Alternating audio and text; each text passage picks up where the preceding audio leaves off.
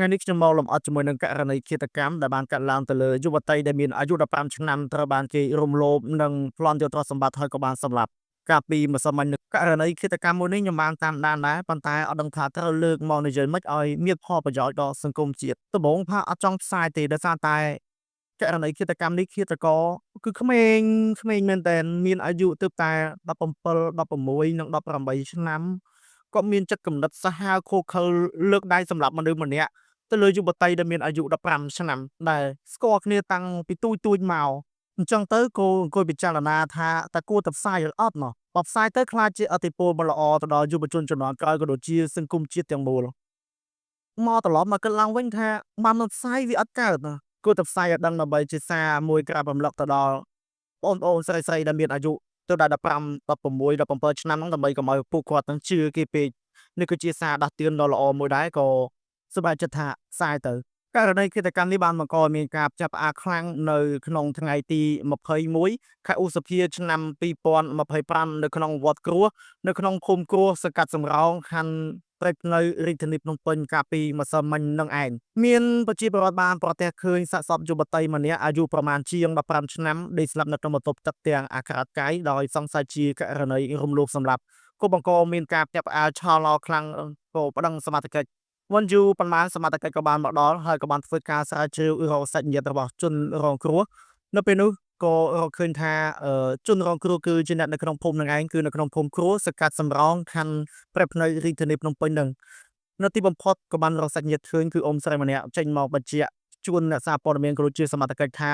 សាកសពដែលជាក្មួយស្រីរបស់គាត់នោះមានឈ្មោះថាវុធីលីណាបានបាត់ខ្លួនទៅនៅវេលាម៉ោង12យប់នៅក្នុងថ្ងៃទី20ខែឧសភាឆ្នាំ2025ដែលបាត់ខ្លួនទៅបែបតាក់ទងលែងចូលក៏មានការព្រួយបារម្ភដែរ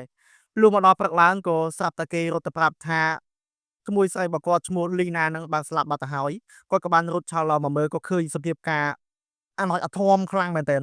ក្មួយស្រីរបស់គាត់លីណាត្រូវបានគេសម្លាប់ដោយអាក្រាតកាយមានស្នាមជាប់នៅលើដងខ្លួនហើយទ្រព្យសម្បត្តិដែលបានបាត់ទៅមានដូចជាខ្សែកនិងទូរស័ព្ទដៃ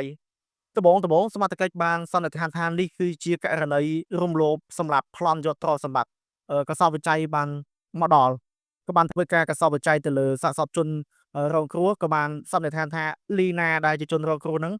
គឺត្រូវបានគេរំលោភសម្រាប់បន្ទាប់មកសមត្ថកិច្ចក៏បានធ្វើការស៊ើបអង្កេតស្រាវជ្រាវមិនយូរប៉ុន្មាននៅក្នុងថ្ងៃកើតហេតុដដែលសមត្ថកិច្ចបានឃាត់ខ្លួនជនសង្ស័យចំនួន3នាក់ដែលមានឈ្មោះថាសុកច័ន្ទសវណ្ណសេងភេទប្រុសអាយុ18ឆ្នាំគឺជាឃាតករនិងអ្នករួមគំនិតចំនួន2នាក់ផ្សេងទៀតមានឈ្មោះថាទៀងផាវ៉ែនអាយុ15ឆ្នាំនិងឈ្មោះបូអូដាមអាយុ16ឆ្នាំឃាតករដែលមានអាយុ18ឆ្នាំហ្នឹងគឺជាអ្នកជិតខាងនៅក្នុងភូមិជាមួយនឹងនារីរងគ្រោះហ្នឹងឯងស្គាល់គ្នាបែបតាំងពីទូចមកប៉ុន្តែក៏ប្ដូរទីលំនៅទៅនៅកន្លែងឆ្ងាយប៉ុន្តែនៅតែតាក់ទងគ្នាតាមឆាតតាម Telegram បែបបងប្អូនបែបញាតិជិតខាងចឹងទៅនៅយប់ថ្ងៃកើតហេតុជនសង្ស័យទាំង3នាក់ហ្នឹងបាន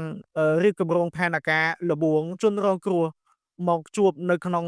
វត្តគ្រោះ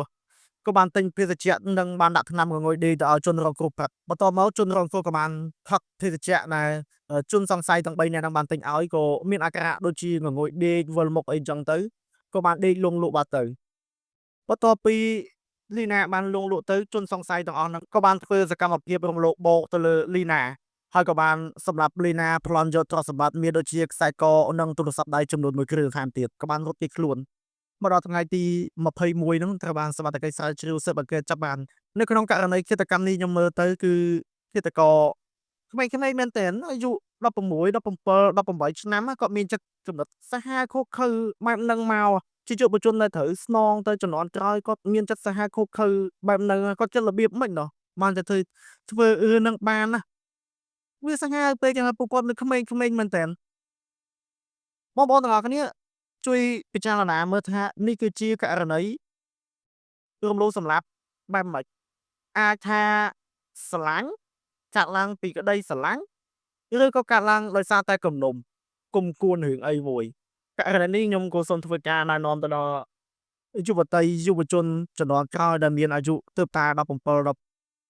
15ឆ្នាំហ្នឹងគួរតែមានការប្រុងប្រយ័ត្នឲ្យមែនទែនណាគេហៅទៅជួបនៅយប់ព្រលប់ម៉ោង10អីហ្នឹងក៏គុំគួរទៅដោះទោះបីជាស្គាល់គ្នាសប្តាហ៍ប៉ុន្តែយើងអត់ដឹងតែចិត្តគំនិតគេហ្នឹងគេគិតអី គេហៅយើងទៅជួបនៅម៉ោង 12 ម៉ោង 1 វាអត់ដែលមានបំណងល្អទេ មនុស្សយើងអាចនឹងមើលមកក៏ល្អ សុភាពរាបសារ ចេះជួយអ្នកដទៃបែបសុភាពៗ មានចំណេះដឹងខ្ពង់ខ្ពស់ ចេះជួយទុក្ខធុរៈអ្នកដទៃ ប៉ុន្តែនៅក្នុងចិត្តគំនិតរបស់គាត់បែបណាយើងមិនដឹង រូបរាងស្អាតបាត ចំណេះវិជ្ជាខ្ពស់ មានចិត្តសប្បុរសធម៌ ប៉ុន្តែចិត្តនិងគំនិតរបស់គាត់នៅក្នុងចិត្តយើងមើលអត់ដឹងថាគាត់កំពុងតែគិតអី គំនិតរបស់គាត់គឺសាហាវប៉ុណ្ណាយើងវាអត់ដឹងអ្នកទាំងអស់គ្នា គឺបែបហ្នឹង យើងអត់ដឹងថាចិត្តគេកំពុងតែគិតអីទេ ចំពោះករណីមួយហ្នឹងខ្ញុំមានប៉ុណ្្នឹងឯង ចំពោះបងប្អូនយើងយល់ឃើញយ៉ាងម៉េច អឺ អាចខមមិនខាងក្រោមបាន និងអរគុណបងប្អូនទាំងអស់គ្នា ជម្រាបលា ជួបគ្នានៅវីដេអូក្រោយ